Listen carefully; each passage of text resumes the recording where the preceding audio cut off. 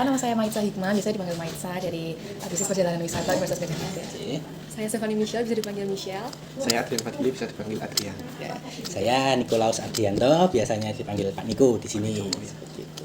Oke Pak Monggo. Niko. Jadi kami adalah mahasiswa dari Bisnis Perjalanan Wisata semester Oke. 4. Dan saat ini kami sedang melakukan wawancara terkait dengan beberapa, yaitu atraksi, aksesibilitas, kemudian amenitas dan juga ancillary yang ada di Taman Sari itu sendiri. Tugas ini dibuat untuk memenuhi salah satu mata kuliah kami, yaitu kebudayaan. Siap. Monggo, bisa apa yang mau ditanyakan atau mau yang diobrolkan? Saya jawab sebisa saya ya. Sebisa saya dan apa yang sudah kita lakukan di Taman Sari.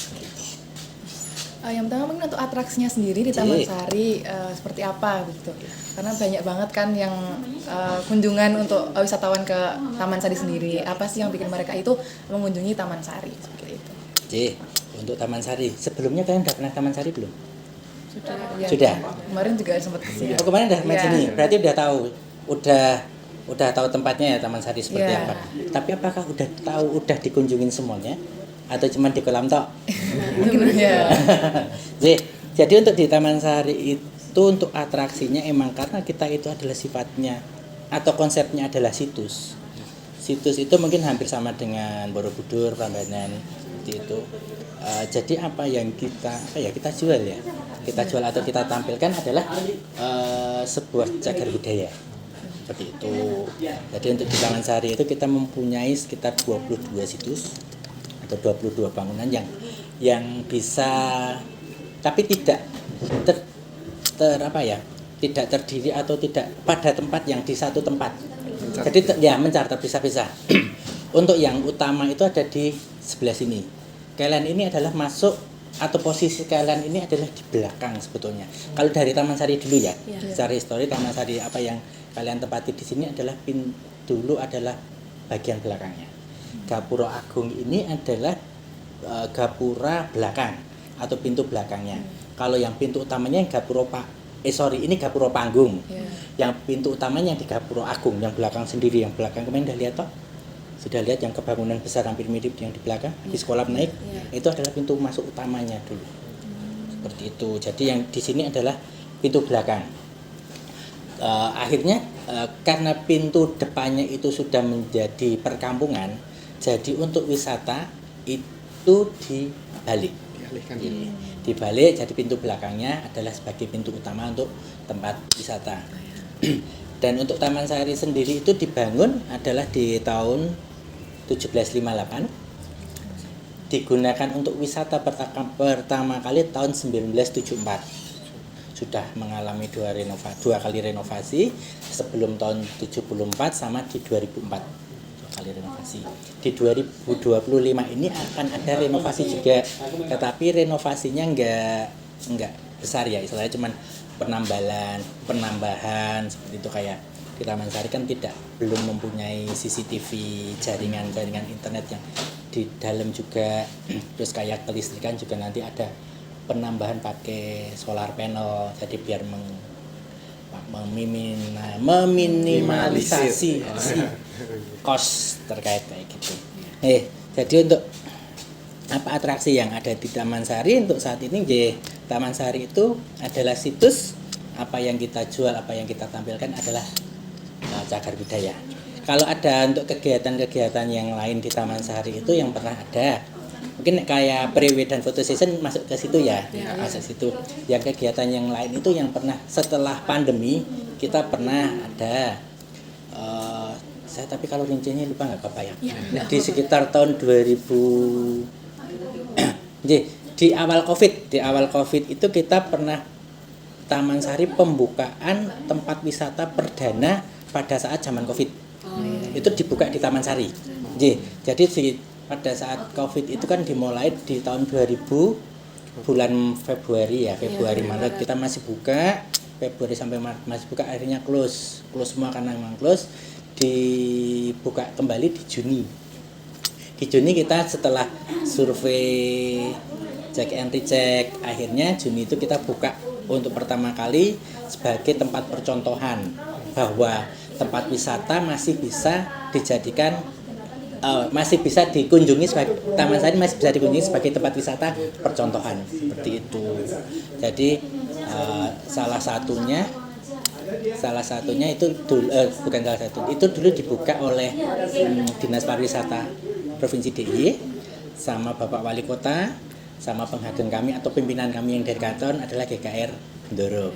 Itu setelah check and recheck kita ada sekitar 1 minggu, akhirnya yaudah diperbolehkan untuk buka dengan konsep saat itu adalah grouping.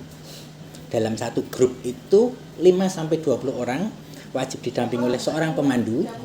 Nanti grup satu ke grup yang lain itu ada jeda waktu 3-5 menit. Seperti itu. Untuk proses yang grup. Selepas itu ada acara di malam hari itu masih zaman Covid juga. Belum lama dari pembukaan itu ada launching becak listrik. Itu kalau nggak salah dari kerjasamanya UGM sama Bank Jateng, malahan dari Bank Jateng, Bank Jawa Tengah yang udah kerjasama dengan UGM. Dulu launching untuk peluncuran becak listriknya juga di Taman Sari, dilaksanakan di sore hari selepas jam operasional. Terus ada lagi untuk atraksi itu kemarin di sekitar bulan Oktober atau November kemarin ada kegiatan temporari adalah menari di Taman Sari. Itu kegiatan sore. Jadi dari keraton itu membuat sebuah kegiatan di keraton itu ada namanya kawedanan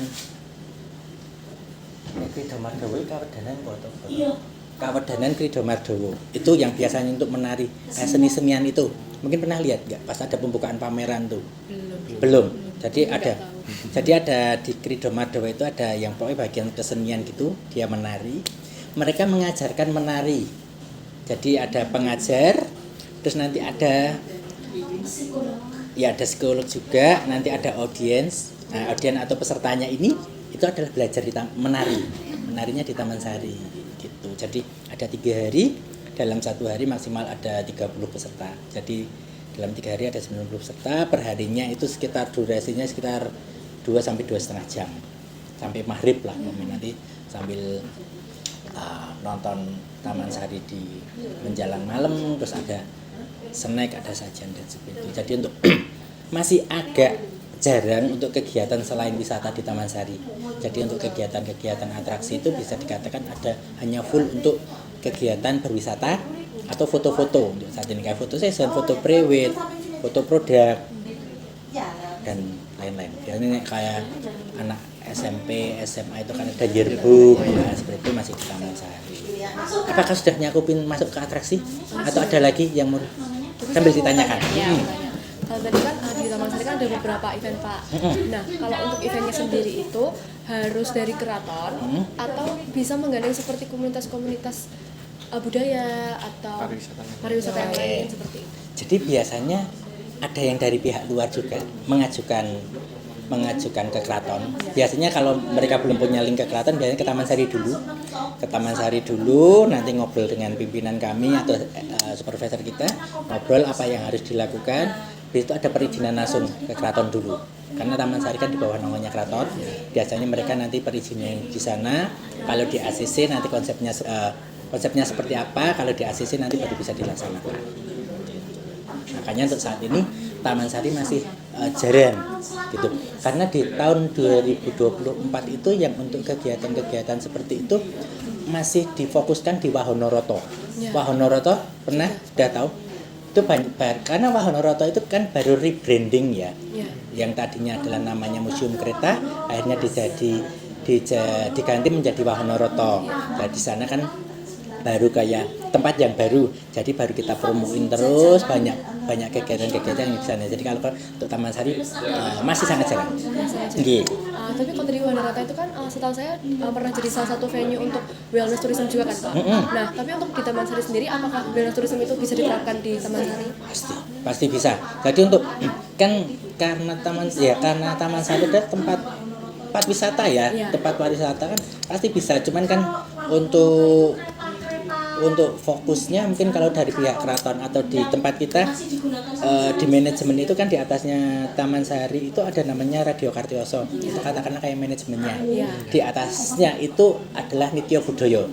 Jadi di tempat kita itu di bawah Keraton Yogyakarta, Taman Sari itu di bawah namanya Kawedanan Ageng Punokawan Nitya Budaya, di bawahnya adalah Kawedanan Radio Kartioso yang membawai unit bisnis pariwisata.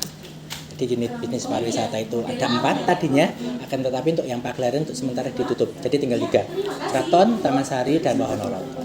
Itu jadi untuk kegiatan temporari itu lebih seringnya adalah ke Wahonoroto untuk saat ini. Kalau mungkin Taman Sari ini sebelumnya dijadikan apa kok bisa menjadi pariwisata gitu Pak? Oke, Taman Sari itu dulu adalah, kalau secara historikal ya, itu adalah tempat berliburnya keluarga raja. Seperti itu. Jadi selain itu juga sebagai kan dulu masih sebagai benteng, masih pada saat musim perang sih, masih zaman perang ya. Jadi menjadi salah satu benteng pertahanan juga. Jadi untuk utamanya adalah sebagai tempat beristirahatnya atau berliburnya keluarga raja. Seperti villa-villa saat ini. Jadi Taman Sari itu nyebutnya mungkin sekarang villa. Seperti itu. Nah, mulai di Fungsinya alih ke pariwisata ya itu di 1 April 1974. Di 74. Itu kalau tidak salah itu di tahun 74 itu ada apa sih? Bukan. Akan ada kegiatan di Asia Pasifik atau Asia Afrika ya. Jadi pertama kali diadakan itu di Indonesia. Namanya PATA atau apa gitu. Sebentar, Mbak. Jadi kan bisa konferensi Asia Afrika yang terkait pariwisata. 1974.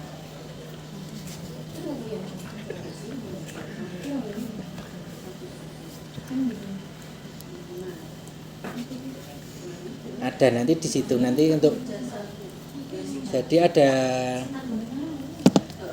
kalau nggak salah itu ada kegiatan Asia Afrika atau Asia Pasifik, itu kegiatan terkait pariwisata. Pembukaannya itu di Indonesia. Terus Taman Sari karena dilihatnya adalah bisa dikembangkan menjadi tempat wisata, akhirnya diperbaiki, direnovasi dan mulai dibuka per 1 April 1974. Kalau Taman Sari sendiri kan biasanya kalau misalkan kita searching di Google itu kan dia munculnya Taman Sari Water Castle ya Pak.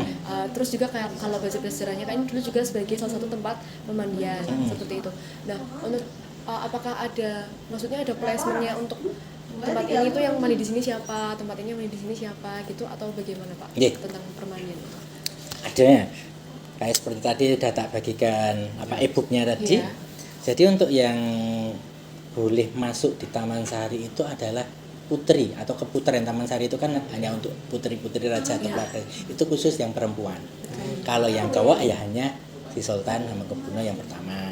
Terus nanti untuk yang cowok atau yang jaga itu bisa cowok tapi tidak boleh masuk. Jadi yang cowok itu hanya sebagai penjaga. Seperti itu. Yang mandi. yang menggunakan kolam tersebut Umbul Binangun itu Sultan, para istri dan anak. Jadi keluarga. Jadi keluarga raja. Jadi kemarin lihat ada 3 itu toh, 3 kolam toh? Ya. Yang Sultan yang sebelah selatan, yang istri ada yang di tengah, nanti yang sebelah utara adalah yang untuk yang anak.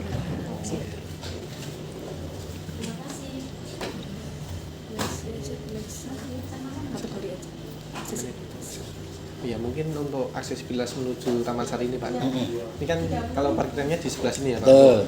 Mobil dan motor. Kalau untuk wisatawan yang menggunakan rombongan bis atau yang dari luar kota itu ya. Oke.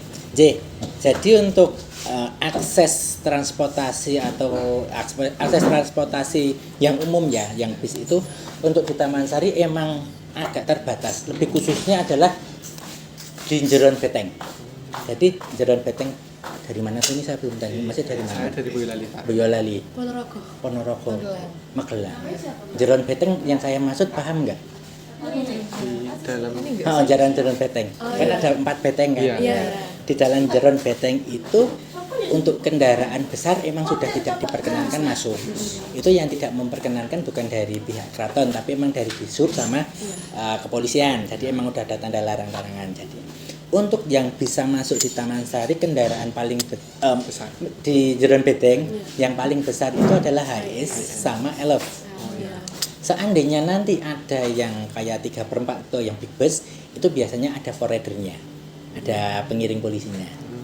Dikawal gitu Ya, ada pengawalan kan itu khusus ya. Iya. Kalau yang mereka tidak bisa, itu biasanya parkir untuk big bus ada di Ngabean, BI, Senopati, atau yang di sebelah baratnya BNI itu Pak. BNI. Oh iya. Nah, itu. Terus untuk akses ke Taman Sari banyak macam-macam. Jalan kaki, Ya. Ya. bisa naik becak, online, ada shuttle. Tole. Nah, itu biasanya yang pada digunakan untuk kayak grup-grup besar. Itu biasanya kalau yang sudah pernah ke Taman Sari atau belum pernah ke Taman Sari tapi sudah bertanya-tanya, biasanya kita kasih opsi, monggo mau ambil opsi yang mana. Biasanya kalau emang ada budgetingnya biar naiknya shuttle. Karena shuttle itu emang relatif lebih murah kan. Ya. Katakanlah kalau cuma ke Taman Sari aja 10.000 PP. 10.000 PP. Kalau tambah ke keraton itu 15.000 PP. Jadi untuk tempat parkirnya, untuk yang big bus atau grup-grup besar emang ada di sana. Terus untuk yang kendaraan-kendaraan kecil atau motor, untuk pos parkirnya ada di depan sini, pinggir jalan, Oh iya. Sompilan yang ada ringin besar di pojokan, Oh, iya, di sana. sebelah barat Pasar Ngasem. Oh, Itu juga ada. Jadi untuk pos parkir memang kita ada beberapa untuk yang kendaraan-kendaraan kecil sama sepeda motor, akan tetapi pintu masuknya adalah cuma satu. Sini ya. Jadi kalau yang parkir di utara-utara biasanya nanti bisa jalan lewat jalan besar atau lewat kampung. Aksesnya seperti itu. Tapi ya emang agak mungkin kalau yang parkir di utara kalau belum pernah ke Taman Sari emang agak susah ya mungkin nyarinya ya. Karena emang kita tidak mempunyai sanit atau tanda Oh, tanda pengarahan. Emang kita sementara belum karena kita masih memberdayakan masyarakat kayak gitu. Kalau kita sudah kasih pelengkap kayak tanda-tanda sanit itu mungkin nanti yang menggunakan guide mungkin berkurang kan sudah tahu. Seperti itu. Kalau yang menggunakan kendaraan umum pakai seperti Trans Jogja. Oke. Untuk Trans Jogja ya, Iya. bukan yang kayak kereta atau Bukan. Untuk Trans Jogja, untuk kemarin sebelum Plengkung Gading ditutup, iya. itu bisa. bisa. Masih agak dekat kan Plengkung Gading, sebelah timur dan sebelah baratnya ada shelter tuh, tempat turun. Iya. Nah, tapi sekarang kan berhubung Plengkung Gading itu ditutup, itu paling di sebelah barat, di lampu merah Taman Sari itu, tahu nggak? Ada bayangan nggak? Jadi Pasar Ngasem ke barat, itu ada lampu merah, naik kiri sampai Joteng Kulon, itu juga ada shelter juga, di sebelah utara juga ada, sama di THR. THR itu Jogjatronik. Oh, Jogja. Nah, ini nek orang lama nyebutnya THR. Ya, Jogjatronik itu tapi ya jauh mas. Ya jauh. Emang biasanya kalau yang pada naik Trans Jogja turunnya tetap di 0 km. Ya meskipun tadinya kalau paling dekat di sini, ya tetap 0 km. Di daerah situ kan ada di Taman Pintar atau yang di sebelah barat ada di PKU. Nah, biasanya di situ nanti kalau yang suka jalannya jalan, kalau nggak naik becak. Kalau untuk si toilet tadi itu ada jam-jam tertentunya atau kayak harus kontak dulu atau dia itu standby atau gimana Pak Oke. sistemnya? Kalau untuk yang grup biasanya mereka udah Janjian. calling ya. Berarti Jadi by order. Iya. By order. Kalau enggak emang ada yang stay sih. Tapi kalau musim pas high season gitu mereka biasanya muter terus by order. Udah by order itu biasanya Udah udah full book ya? full book ya. Tapi kalau yang low season gini mereka stay. Biasanya di Ngabean juga ada. Di mana? Senopati. Senopati juga ada, Keraton ada, sini ada. Jadi mereka tetap ada yang stay. Kalau low season ya, tapi kalau high season biasanya muter terus by order. Jadi kalau pas low season itu mereka tidak menerima apa yang kayak kita nyetop di jalan itu enggak terima. Tapi kalau pas high season enggak terima, tapi kan low season mereka masih menerima tapi minimal 5 kalau nggak salah. Iya, kalau cuma bertiga tetap bayarnya 5. Itu mereka tetap masih mau mengantar. Terus kita bisa kontak si tolenya itu via apa Pak? Ke siapa? Biasanya ada mereka punya kayak apa sih emblem kan, Ya. kayak spanduk yang di mobil, ada sosmednya juga. Kalau dari Taman Sari biasanya saya udah punya nomor marketing mereka atau kita kasihkan kartu nama. Kalau yang dari Taman Sari biasanya ada kartu nama atau enggak saya kasih langsung ke kontak personnya seperti itu. Berarti kalau misalkan nih saya ada rombongan bis ke Taman Sari, terus saya kan harus pakai shuttle. Nah itu berarti bisa langsung shuttle-nya itu diurus dari Taman Sarinya atau tetap saya harus menghubungi sendiri dari nomornya dari Bapak gitu? Kita lebih enaknya kalau untuk pengelola itu memang kita hanya fokus untuk yang di Taman Sari aja. Jadi kalau untuk kayak grup itu nanti untuk yang grup memang saya yang bantu biasanya untuk nadinya untuk kayak grup itu biasanya saya yang bantu. Nah, nanti kalau datang ke sini untuk tole saya kasih kontak personnya mereka koordinasi sendiri. Takutnya kalau saya biar koordinasi sendiri karena kalau saya handle semua kalau pada saat saya ada tamu misalnya ada tamu kayak gini nih kan juga nggak bisa langsung fast respon toh. Nah, seperti itu. Nah, nanti untuk pembelian tiketnya untuk yang di Taman Sari biasanya ada ibu-ibu ini yang handle, ada satu lagi baru ibu. Nanti untuk pembelian tiket bisa mereka kalau saya free ya bisa dengan saya. Gitu. Tapi untuk yang urusan lainnya kayak untuk urusan tole, shuttle itu tak kasih kontak sendiri. Kayak guide, kalau emang dia udah biasa tak kasih kontak sendiri biar mereka janjian sendiri. Tapi kalau belum bisa pesan via saya jam berapa nanti saya siapin guide-nya. Gitu, kalau untuk yang pemandu.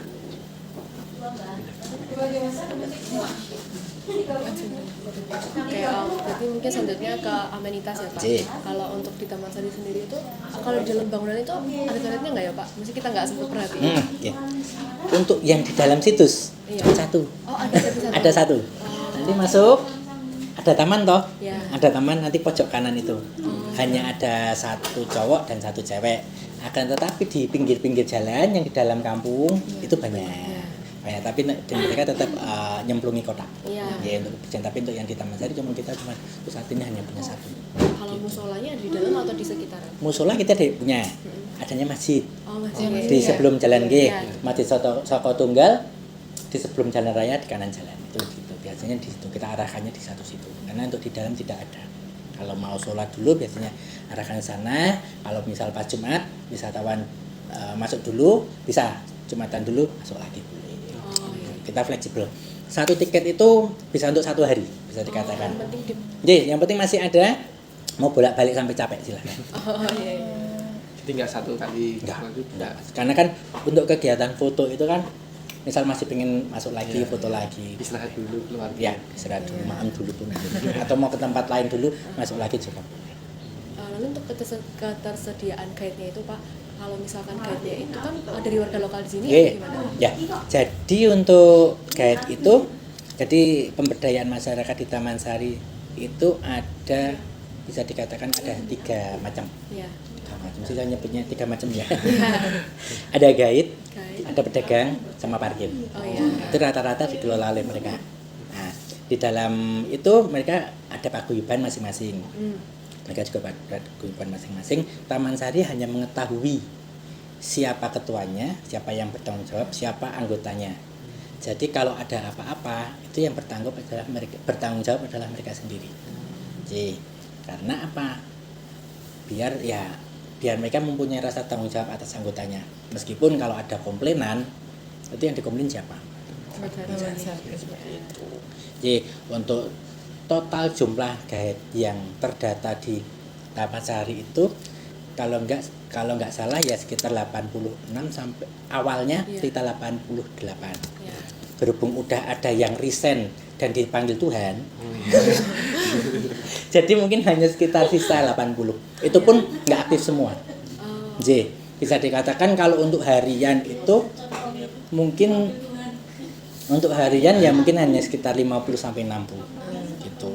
Dan untuk pos guide itu ada 3. Yang utama ada di sini di habis Gapuro Agung, Gapuro Panggung. Selepas itu ada di Gapuro Agung di belakang. Satu lagi ada di pos Pasar Ngasem. Itu. Untuk pembagiannya berapanya secara detail pihak guide yang tahu, tapi paling banyak yang di depan. Terus untuk pedagang itu, jadi anggotanya nggak paham berapanya.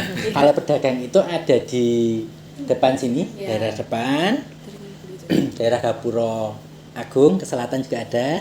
Nah, tapi untuk yang di dalam kampung, kemarin sampai utara nggak sih Mas? Kalian sampai yang bangunan runtuh yang perlu kenanga lorong bawah tanah enggak kalian masuknya. Berarti kolam kiri selesai. Oke. Nah, kalau yang di kampung itu kayaknya nggak ada paguyubannya. Kayaknya nggak ada paguyubannya pedagang itu, teman. Di lorong jalan kampung itu banyak ya kaos, ya oleh-oleh, ya minuman-minuman itu banyak. Tapi kalau yang di utara kayaknya nggak terdata. Terus untuk yang parkir itu yang kita terdata hanya yang di sini mobil, parkiran motor. Untuk yang luar tidak juga seperti itu, karena untuk yang di dalam sini kan istilahnya masih di dalam situs. Kalau yang di luar situs kita udah tidak kan. Jadi untuk misal ada, tapi untuk tarif parkir sudah menjadi kesepakatan bersama ke semuanya. Jadi biar tidak ada salah ya. Jadi untuk motor itu kalau nggak salah 3.000, untuk mobil itu 10, untuk yang HI sama L 15. Jadi udah disamaratakan. Harusnya seperti itu. Nah, tapi ya dulu pernah yang di luar itu bis itu kayak apa L sama HI itu kena 25 Pak ya. Itu sempat ada yang lapor ke Polsek. Akhirnya ya dipertanggungjawabkan atas apa yang dilakukan. Jadi untuk Taman Sari hanya mengetahui, tapi untuk yang bertanggung jawab adalah mereka sendiri. Ya, Pak, kalau untuk guide-nya itu rata-rata usia berapa, Pak? Usianya Ya. pastinya lebih tua dari saya. Rata-rata bisa dikatakan 50 ke atas. 50 nggih. 50 sampai bisa berapa ya, Mbak? Yang 70% bisa dikatakan di atas 50, dan 30% di bawah 50. Seperti itu. Apakah untuk guide-nya itu semuanya bisa berbahasa asing atau hanya beberapa aja Pak yang bisa untuk handle wisatawan mancanegara? 10%. 10%. Ya, 10 sampai 15%. Jadi untuk pada saat membutuhkan guide berbahasa asing agak kesulitan masih. Jadi hanya ada berapa ya? Mungkin kalau yang aktif datang itu mungkin cuma 5 sampai 7 yang setiap hari datang ya. Tapi kalau yang cuman bahasa Inggris ya Anda bisa memahami, saya juga bisa memahami ya. Apa yang mereka sampaikan dan saya bisa memahami ya. Tapi secara historika, secara profesional 5 sampai 7. Dikit. Jadi emang meskipun pelatihan mereka selalu mengadakan secara internal, pelatihan itu biasanya mereka juga kerjasama langsung sama dinas pariwisata, minta tolong untuk carikan pengajar gitu, mereka secara kontinu. Tapi kan belajar sama langsung handle tamu itu kan beda. Nah itu kata ada yang nggak pede lah, tapi yang masih muda pasti biasanya mau belajar. Tapi kalau yang udah sepuh ya udah gitu aja. Berarti kalau untuk pelatihannya itu bukan dari Taman Sari ya Pak untuk pelatihan guide? Mereka punya sendiri. Taman Sari juga ada. Taman Sari lebih tepatnya dari keraton ya. Itu ada. Karena harus untuk kayak mengurus license gitu. License itu kan ada kayak SIM lah. SIM itu ada jangka waktunya toh. Berlaku sampai kapan. Nah, setelah masanya habis, otomatis kan harus ujian lagi. Ujian itu nanti dari pihak keraton sama dinas pariwisata dan pihak ketiga itu ada bagian guiding kayak gitu. Ya, kayak gitu. Nanti ada belajar, ujian, nanti keluarkan hasilnya. Nanti ada ranking-rankingnya itu. Terakhir itu 2023. Kalau nggak 2023 akhir, di awal 2024. Saya lupa. Itu terakhir mereka ada ujian kompetensi ya. Ada. Berarti kalau untuk materi yang dikuasai oleh guide itu nanti dari Keraton Taman Sari atau dari mereka sendiri Pak? Kan maksudnya untuk historikalnya kan mungkin cukup kompleks ya Pak. Dan kalau misalkan miskom atau salah penyampaian ke wisatawan kan juga nggak bagus. Dari keraton. Materi official ya. Officialnya tetap dari keraton. Terus yang dari pihak ketiga yang dari LSP itu udah tahu apa yang harus mereka ajarkan ya.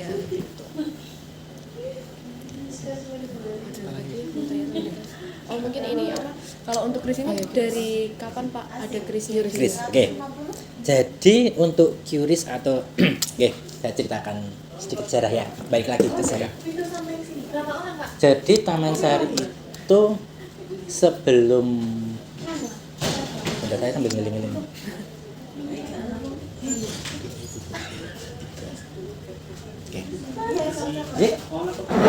Ya, jadi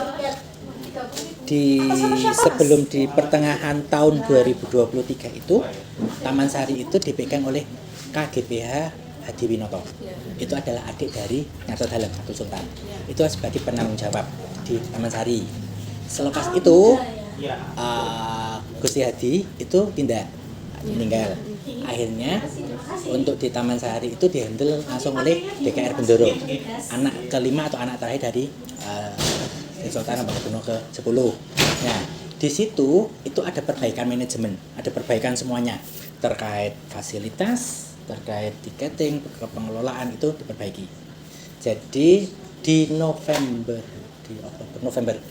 2023 kita pergantian tiket yang tadinya tiket sobek menjadi tiket gelang. Itu di November 2023. Harga masih sama di 5.000 domestik, 15 mancanegara. Itu yang sebelum itu kan harganya gitu, 5.000 dan 15. Selepas itu ada kenaikan harga itu per 1 Maret di 2024 ya. Iya. 2024 kok. Iya, 24. 24 kok 23? 24. Ya. Di 1 Maret per 2024 itu ada pergantian harga. Jadi ada 4 harga, yang tadinya cuma ada 2 harga jadi 4. Domestik dewasa itu 15.000, domestik anak itu 10.000. Kategori anak adalah umur 2 sampai 12 tahun. Yang mancanegara itu 25 dewasa, yang anak 20. Itu per 1 Maret di 2024. Qris kuwi mulainya kapan? Tiket 5.000, tiket 5.000 udah pakai Qris dulu. Berarti pas bareng kan? Oke. Jadi Qris itu kalau nggak salah pas saat penyesuaian di harga baru. Selepas di sekitar habis 1 Maret itu. Jadi udah ada Qris. Kayaknya sebelumnya belum kok. Belum pas 5.000 belum. Lupa ya. Kayaknya sekitar itu. Jadi Qris untuk di Taman Sari untuk pembayaran emang baru ada 2, cash and Qris. Untuk debit itu kita belum bisa, debit kredit belum bisa karena kita sebetulnya mempunyai mesin edisinya, akan tetapi di situ itu ada beberapa nomor rekening juga, jadi masih mau dikelola lagi mungkin dari 1 rekening. Terus dulu sempat ada kendalanya itu adalah sinyal. Dulu belum ada wifi kan. Kalau yang edisi yang baru itu kan udah Android system. Kan biasanya harus ada internetnya langsung. Jadi dulu cuma pakai tethering, dan kalau di dalam sini kan kalau tethering susah. Jadi emang edisinya akhirnya nggak kita pakai sampai sekarang karena ada ketertinggalan terkait kayak sinyal, dan emang ada belum sinkronisasi nomor rekening mana yang harus dipakai. Terus untuk terakhir ancillary service itu seperti mungkin kan biasanya kayak wisatawan ya sama kelembagaannya, wisatawan kan kadang kayak mau ambil uang mungkin yang terdekat, lalu apakah ada money changer di dekat Taman Sari sendiri? Kan kalau nggak salah ada ya di belakang, cuma nanti mungkin Mbak bisa menjelaskan. Dan juga mungkin pernah nggak sih ada mungkin wisatawan yang sakit atau bagaimana lalu kan diarahkan ke rumah sakit terdekat? Ya, untuk money changer atau yang emang tidak akhirnya dia cuma punya kartu debit atau kredit emang menjadi salah satu masalah buat di Taman Sari. Untuk money changer emang ada punya warga ya, penukaran di dalam itu udah lihat ya. Biasanya kalau dia nggak tahu otomatis ada dari kita yang antar ke sana untuk antar ke sana untuk penukaran. Nah, kalau dia ternyata hanya punya kartu itu Mbak yang paling repot. Hanya punya kartu itu yang paling repot karena dia dolar juga nggak punya, rupiah juga nggak punya, akhirnya harus jalan pasar Ngasem. Itu mereka harus jalan ke pasar Ngasem untuk mengambil uangnya di sana. Tapi untuk yang domestik itu di depan ada gestun di depan masjid. Nah, barangkali pada saat itu di Taman Sari Qrisnya trouble nih. Qris trouble, dia nggak punya cash, biasanya kita arahkan di depan masjid. Itu di sana bisa gestun seperti itu. Atau enggak biasanya bisa transfer ke karyawan. Kalau ada karyawan atau pengelola kita ada yang bawa uang lebih, biasanya kita bantu. Jadi bisa ya katakan 50, 100 gitu, biasanya dia langsung transfer ke kita kasih cash gitu. Karena kalau transfer ke rekeningnya Taman Sari nggak punya. Jadi kita untuk pembayaran memang cuma Qris sama cash gitu. Jadi untuk kendalanya adalah yang warga negara asing sih sebetulnya itu. Dulu itu sempat pada saat manajemen lama itu di sini mau dikasih mesin ATM nih, tapi berhubung akhirnya Gus Yadi tindak nggak berkelanjutan itunya seperti itu. Terus tadi apa yang kedua? Yang mungkin ada pernah wisata. Oh, yang G. Ya. Untuk sakit. Untuk sakit di Taman Sari bisa katakan ya ada, tapi nggak sering. Biasanya sih pada ini sih Mbak, malah yang muda-muda sama tua banget. Masa apa kalau yang Panas. kepanasan belum sarapan, asam lambung. Akhirnya datang, tahu-tahu lemes, pingsan. Atau enggak bedeglik apa keselio, lari-lari lah pengen harus timernya itu bedeglik. Kalau yang sepuh itu biasanya karena kesehatan capek ya. Jadi, ya faktor U. Jadi untuk faktor-faktor itu untuk di Taman Sari sendiri kita mempunyai jadi di kantor selatan itu bisa digunakan sebagai tempat darurat juga. Jadi kalau ada apa-apa emang harus kita gotong. Kita juga untuk P3K udah ready, Drakbar juga punya. Kalau dia mau kita angkut ke kantor, biasanya kita angkut ke kantor dulu. Taruh di situ, kita tenangkan dulu. Tapi kalau yang emang harus urgensi, udah beberapa kali juga langsung kita panggilkan ke 119 apa ya? Ambulan. Ya, ambulan 119. Itu juga pernah. Kita itu wisatawan dari Korea apa ya? Aku kalau nggak salah dari Korea, dia posisinya di utara. Udah sentik-sentik itu kita ya bingung dong. Akhirnya kita panggilkan ambulan. Nah, kebetulan dari salah satu pengelola, salah satu karyawan Taman Sari itu ada yang emang dia di bidang kemanusiaan, dia di SAR. Dia di SAR juga ada, kita emang ada salah satu karyawan, dua malah. Tapi yang satu aktif, yang satu aktif semua. Cuman yang satu kemanusiaannya berbeda kan, ada berapa ada biasanya ada yang side jobnya kan ke penanggulangan bencana, yang satu kan ke orangnya ya. Nah, kebetulan yang aktif itu yang ke manusianya. Dan dia punya pos di depan. Ada pos, jadi pos kalau nggak salah itu namanya kok lupa ya. Emang ada poster di situ, punya dia dan komunitasnya. Jadi emang kalau dari Taman Sari tidak bisa handle, biasanya kita limpahkan ke sana. Kalau sana nggak bisa handle, emang kita langsung ke 119. Kita langsung ke ini ke ambulannya. Nanti tinggal untuk ke rumah sakitnya mau kemana, biasanya rembukan sendiri toh. Mau yang paling deket ya yang besar PKU. Tapi kalau yang nggak mau ke PKU bisa ke Bethesda atau nggak mau kemana itu nanti biasanya keluarga yang langsung rembuk. Tapi kalau yang terdekat adalah PKU yang besar. Mungkin terakhir, jadi Taman Sari ini selain dikelola keraton, apakah juga dikelola oleh BPCB? Ya. Oke. Jadi untuk secara kepemilikan Taman Sari adalah dimiliki oleh Keraton Jakarta.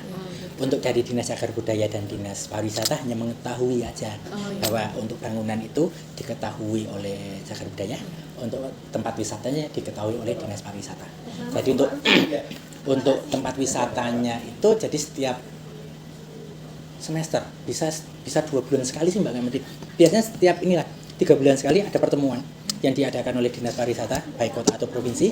Jadi nanti ada perwakilan juga dari Taman Sari, FGD kayak gitu. Jadi FGD, terus nanti untuk persiapan awal tahun, pelaporan akhir tahun itu memang secara kontinu ada. Kalau yang dari Cagar Budaya itu kemarin yang terakhir BPCB ya, Cagar Budaya. Cagar Budaya juga ada kemarin, sempat tahun kemarin ada kegiatan di Taman Sari. Untuk yang dari BPCB itu ada yang juru pelihara, ada. Kita punya yang dari Cagar Budaya itu ada, kalau nggak salah 2 atau 3 orang. Tapi mereka rata-rata yang di Pulau Kenanga sebelah sana. Sama ke Puro Agung ada 1, ada jubelnya yang dari Cagar Budaya.